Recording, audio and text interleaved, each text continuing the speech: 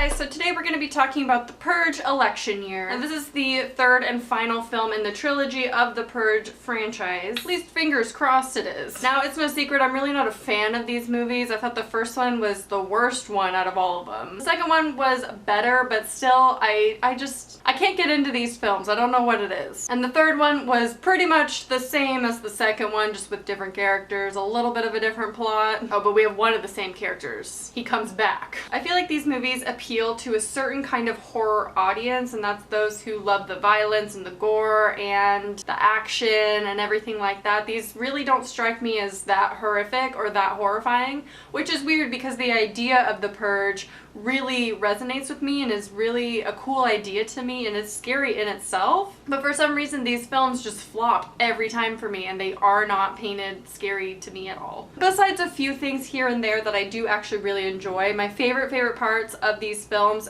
are the characters that they see like out on the streets. That's why the first one really did nothing for me. When you see everyone in costume and they have all these like intense like elaborate get-ups and stuff. I think there's so many Halloween costumes to be had. I've already decided what I'm going to be this year. It is going to be one of the Candy Girls, which those characters were my favorite, and that whole scene of the Candy Girls in this film was my favorite scene of the whole movie. They were terrible actors, don't get me wrong, but I really liked their costumes, their car, the fact they were blaring Miley Cyrus. I liked the gore in all that scene, but after that it kind of just went downhill for me. So let me tell you a little bit about the plot in this one that's a little bit different from the second one. Now, Barnes comes back. He's the one in the end of the second one that didn't kill on Purge night. His son was killed, and so now he is a bodyguard kind of like person protecting this governor who is running for president in the year 2025. And she's specifically a target for the Purge on Purge night to be purged because she wants to get rid of the Purge. She was the only survivor of her family from an attack 15 years prior,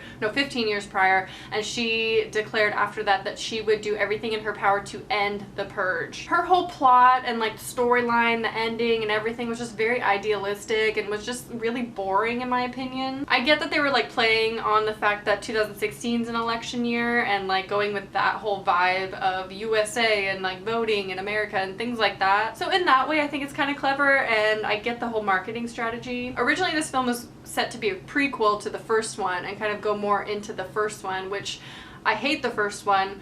But if the first one had more of what the second one had as far as like being outdoors, I think that would have made it better. So if the prequel would be anything like that, I think it would have been more interesting. I did feel like there was just a lot going on in this movie, like a lot of side plots, a lot of different characters. I actually really liked the sandwich shop guy. I liked his storyline and like his friends and workers and everything. That was my favorite. I was really rooting for him, like in his crew, and he was the one that had to confront the Candy Girls and everything. I kind of wish it followed more of that group of people and those characters versus the governor. Now, the gore was done really well in this film. There were some surprising moments and everything. Oh, and funny enough, there was a child in the aisleway. He was just chilling with his little popcorn. He was just watching the Purge, no big deal. Thought that was really bizarre that a child that young who can kind of retain things. He's a little too young to really know what's going on, but he's old enough to where he could probably sense things. Overall, I give this film about a 5 or a 6 out of 10, and I normally don't give that harsh of a rating, but the Purge films are just not my favorite, and they never will be. They're entertaining in the sense if you go to the theater with like your friends or whatever and you're just sitting watching an action film basically. They're really not horrifying to me. As I mentioned though, the concept is really cool. I just wish they did more with it and made it more scary, not so much for the general audience, but I get why they do that.